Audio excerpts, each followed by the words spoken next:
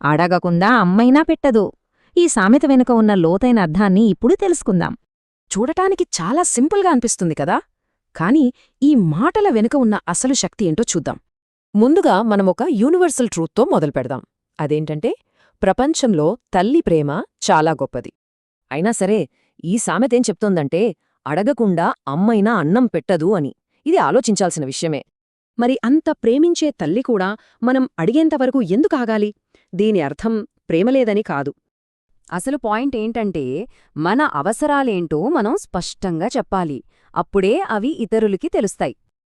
ఈ సామెతలోని core principal ఇదే అనమాట. సహాయం కావాలంటే ఖచ్చితంగా అడగాల్సిందే. ఈ జ్ఞానం కేవలం ఇంటికే పరిమితం కాదు. ఇది మన జీవితంలో చాలా చోట్ల ఉపయోగపడుతుంది. అడగటం ఒక స్కిల్ లాంటిది. మన అవసరాన్ని గుర్తించి దాన్ని క్లియర్గా చెప్పటం, ఆ తర్వాతే సహాయం. తేడా చాలా స్పష్టంగా ఉంది. ఇతరులు అర్థం చేసుకుంటారని ఊహిస్తే నిరాశే మిగులుతుంది. అడిగితేనే స్పష్టతొస్తుంది.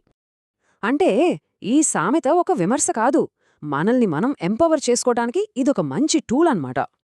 చివరగా గుర్తుంచుకోవాల్సిన ప్రశ్న ఇదే: సహాయం అందలేదని బాధపడే ముందు మనం స్పష్టంగా అడిగామా అని ఆలోచించాలి.